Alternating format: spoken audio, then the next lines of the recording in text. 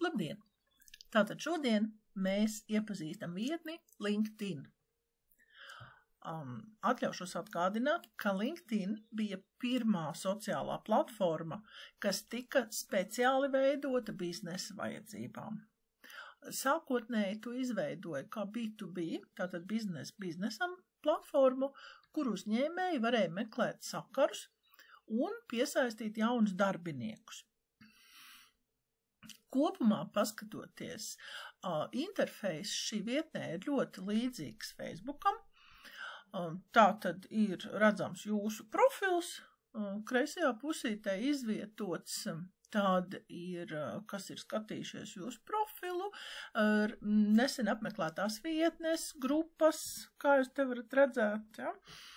Grupas, kurām jūs esat pievienojušies saistībā ar savām interesēm un tam līdzīgas lietas.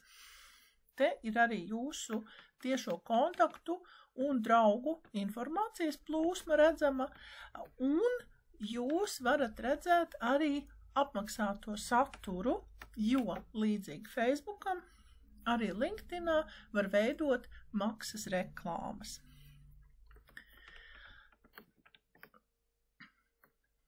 Pirmais, ko mēs apskatīsim, būs jūsu profils. Tātad, kā jūs redzat, jūs varat veidot savu profilu vairākās valodās.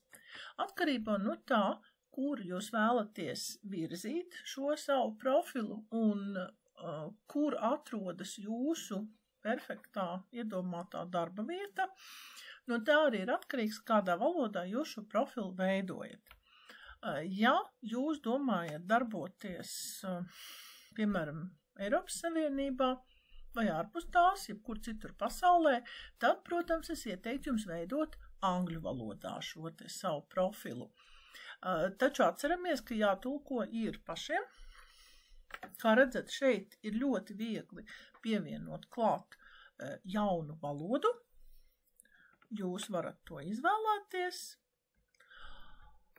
Un šeit, kā redzat, ir daudz dažādas valodas, kurās jūs varat veidot savu profesionālo profilu.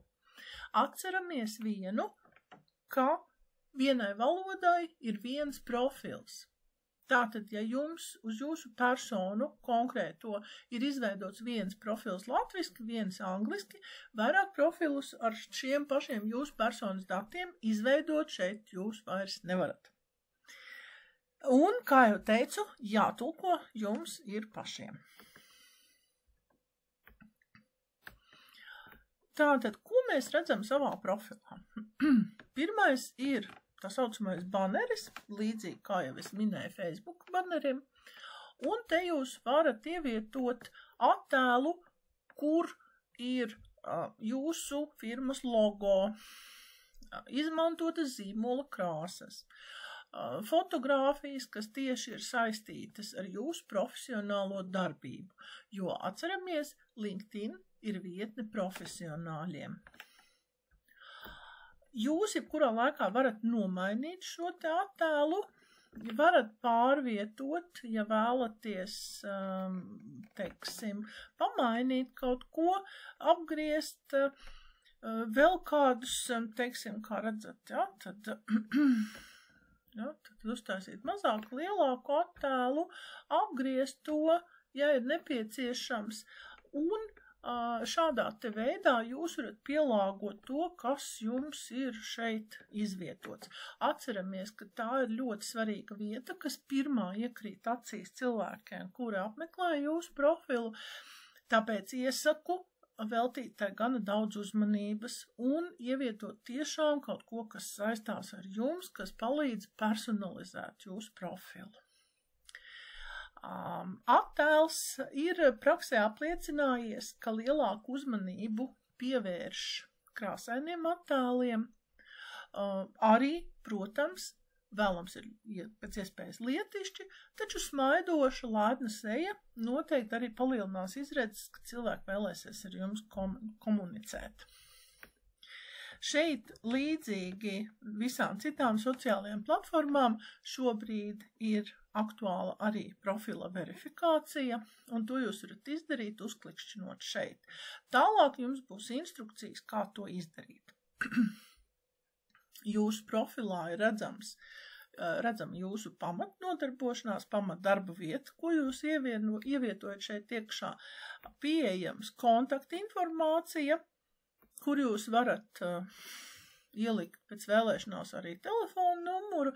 Manā gadījumā šeit ir publiski atpazīstams e-pasts, un jūs varat ievietot arī citu sociālo platformu linkus, ja tajās atrodas jūsu biznesa lapas. Šādā veidā jūs to varat reklamēt. Te ir arī redzams, cik jūsu lapai ir sekotāju, kurus interesē jūsu publikācijas, jūsu darbs un aktivitātes, un cik jums ir tiešo kontaktu. Pretēji Facebookam, LinkedInā nav uzlikti liela nopietni ierobežojumi tam, cik daudz jums var būt tiešie kontakti. Ir izveidots tā saucamais Lion klubs, kur piedalās tie LinkedIn dalībnieki, kuriem ir 30 un vairāk tūkstoši sekotāju, tiešo kontaktu. Vispazīstamākais no visiem, kam ir ļoti daudz kontaktu, ir kāds ukraiņu izcelsmes amerikāņu jurists un mārketinga speciālists. Viņam ir vairāk kā 70 000 sekotāju. Taču, ja jūs vēlaties veidot reālu biznesu, speciālisti iesaka, ka pilnīgi pietiek, ja jums ir 130 līdz 151 pakāpes kontakti. Galvenais, lai jūs izveidojat šo kontaktu loku pārdomātu un gan efektīvu, tātad atbilstošu jūsu biznesa vajadzībām. Šeit jūs varat ielikt informāciju, ka esat atvērti darba piedāvājumiem. Kā redzat, šeit ir tāds uzraksts Open to Work, un jūs varat palabot šo te vietu. Te jūs varat pievienot tieši konkrēti savu speciālo profesijas kādu īpašību, tieši kas jūs esat, vienkārši uzklikšķināt.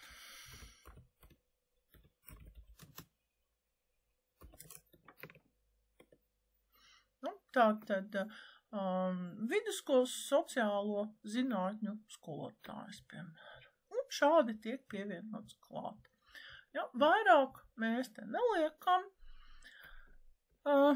Šeit ir, kā jūs gatavojaties strādāt. Tātad tiešsaistē, hibrīda variantā, attālināti, vai jūs esat gatavi strādāt, varat norādīt vietu, teiksim, Eiropas Savienība vai kāda cita. Teiksim, rakstat, ja, un jums parādās, Ziemeļamerika, teiksim. Šeit arī, kur jūs atrodaties, ja attālināts darbs notiek, ja, tad atkal norādam. Te jums tiek jautāts, kad esat gatavi strādāt, un divi varianti piedāvāti, kā nekavējoties esmu gatavs piedalīties un uzsākt darbu, vai datums ir elastīgs, es vienkārši šobrīd skatos un meklēju izdevību. Tāpat jūs varat norādīt, kādi jums varianti patīk, kādu vai pilna darba slodzi, daļēji pusslodzi, uz kontraktu noteikta pienākumu veikšanai, varbūt pagaidu darbu vai ko citu.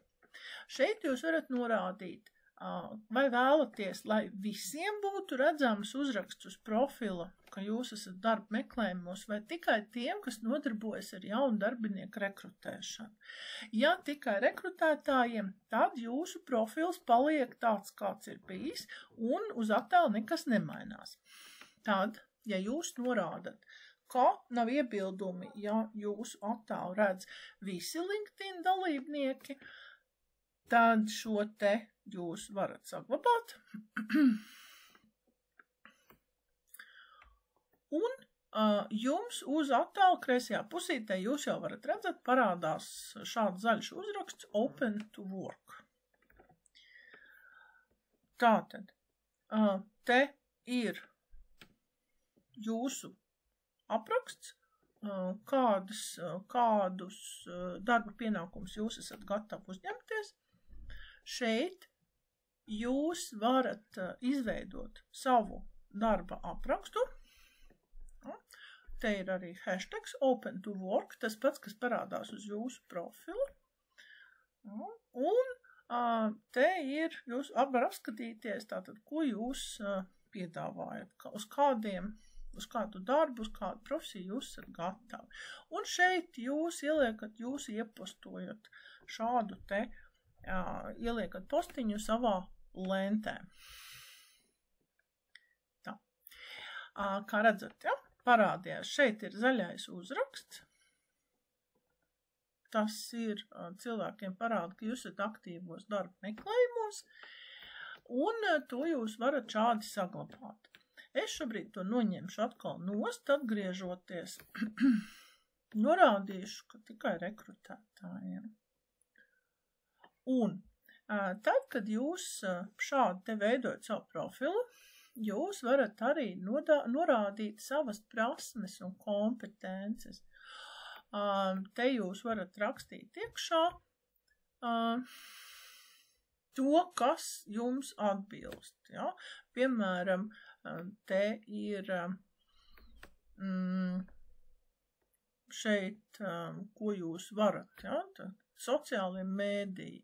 Sociālo mēdīju komunikācija. Tātad tas var būt saistīts ar tēlu veidošanu, sabiedriskā tēlu veidošanu, un šeit jūs norādat savu pieredzi, kur jūs to visu esat darījuši.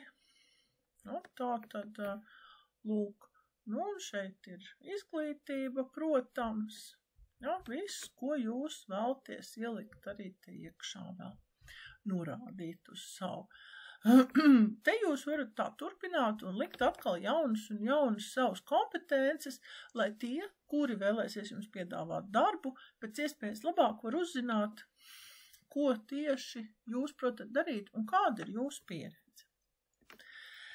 Šeit ir sadaļa par to, ka jūs piedāvājat darbu, tātad darba devējs šeit var ievietot atkarīgi par kuru kompāniju, kurā jūs sadarbojaties, te var apskatīties, kurā tiek piedāvāt darba vieta. Ja? Piemēram, te jūs ievadat, ka tiek meklēts mācību centrā lektors, kā viņam ir jāstrādā, te arī piedāvātie. Ja? Tātad, vai viņi var strādāt attālināti, vai viņam ir jānāk uz darba vietu, vai ir hibrīda darbs. Kur ir šī te darba vieta, kur viss notiek, šajā gadījumā rakstīsim Latvija, paskatīsimies viņam, visu Latviju nepiedāvā, tātad liksim, piemēram, Rīgu. Un vai ir pilna laika darbs vai daļēji darbs, tātad norādām šo te. Jūs varat arī aprakstīt, pielikt pamatu aprakstam par darba pienākumiem. Jūs varat arī lūgt, lai mākslīgais intelekts jūsu vietā to aizpilda.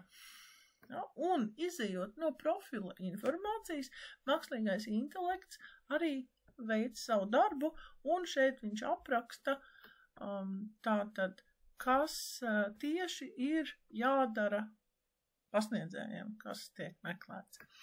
Protams, ka mākslīgais intelekts iziet pēc standarta prasībām, saskaņā ar standarta prasībām, veido šo aprakstu, un jūs pēc tam varat to labot, ja ir tāda vēlēšanās. Visbūtiskākais tas, ka mākslīgajam intelektam jau ir ielikts, ieprogrammēts tieši par ko viņam ir jāstāst, kā viņš drīkst veidot sludinājumu, lai izvairītos no diskriminācijas, kas arī mūsdienās ir ļoti svarīgi.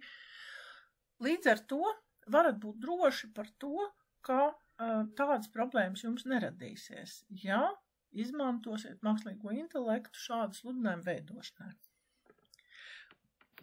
Tad, kad būsiet izveidojuši sludinājumu par to, ka piedāvājat darba vietu un nolemsiet to parādīt visiem, jums uz profila parādīsies zils uzraksts, ka tiek piedāvāts darbs. Tādā veidā jūs varat atšķirt, šeit redziet, augšā ir My Network, un te jūs varat atšķirt cilvēkus, kuri ir atvērti darba piedāvājumiem vai kuri piedāvā darbu. Nu, šobrīd skatos, ka mums neviens darbu pagaidām šķiet nepiedāvā. Tas ir ļoti labi. Tātad, ja, redzat, ir Open to Work. Tādi piedāvājumi. Domāju, ka gan jau parādīsies arī kāds, kurš piedāvā darbu. Un šādā veidā izejot cauri piedāvājumiem, mēs varam redzēt, kurš ko piedāvā, kur mēs varam pieteikties, lai strādātu. Hiring. Redziet, Ilze Neimans kundze, tā tad meklē darbinieku. Lūk, ir šis te uzraksts.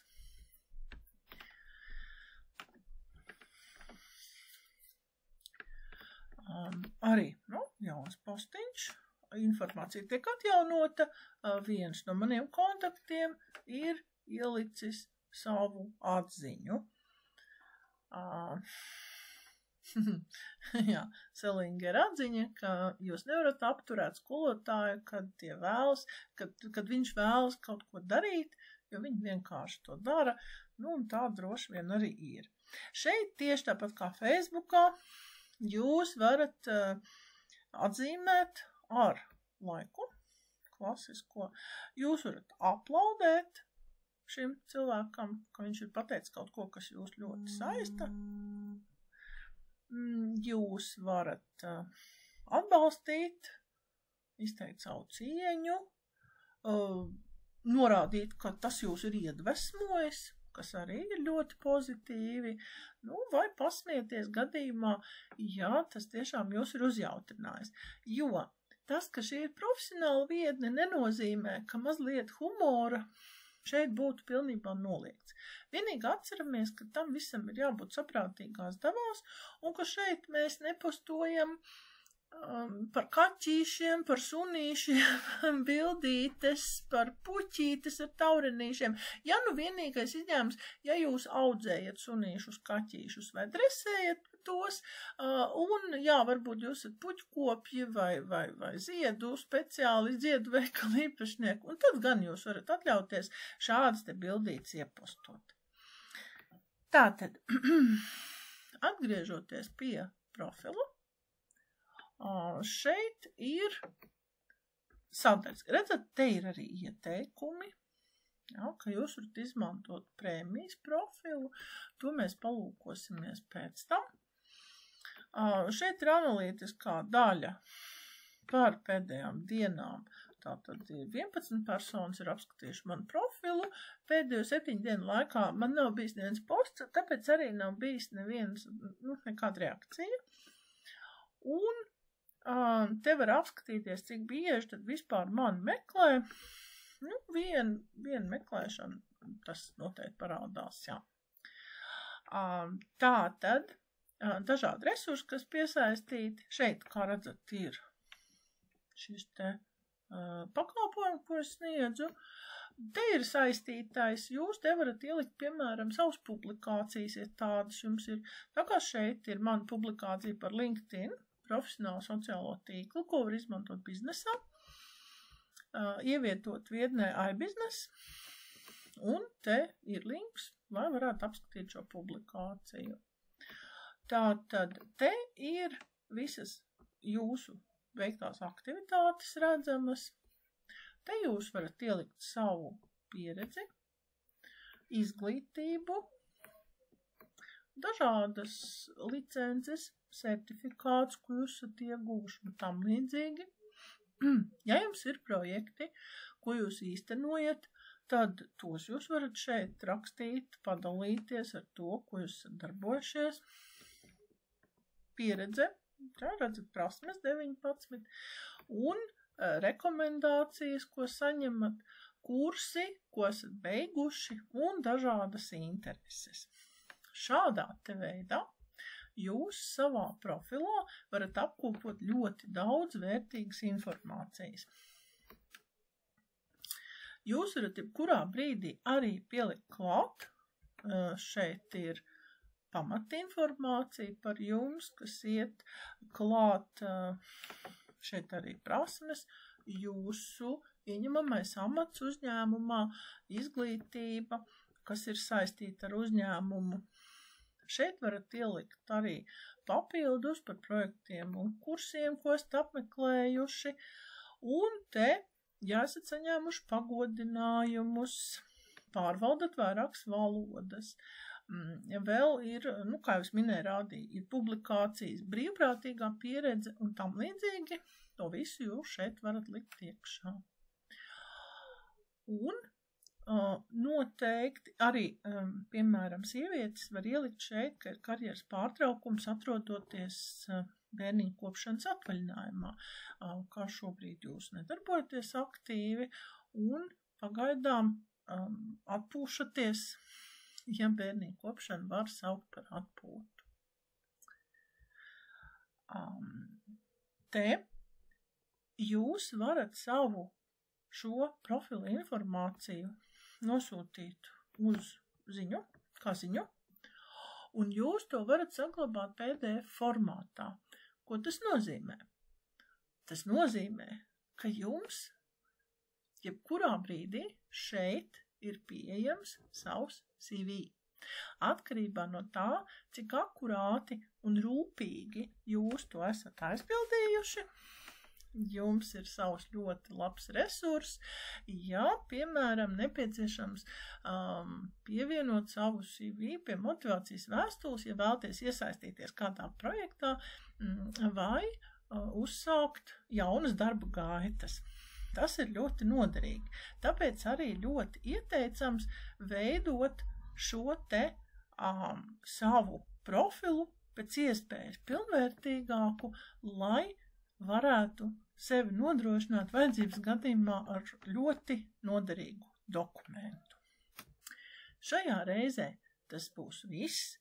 Nākošajā ierakstā es ar jums padalīšos par to, kādi ir tā saucamie prēmium līmeņi LinkedInā, kam tie ir paredzēti un kam ir iespējams tos izmēģināt par velti.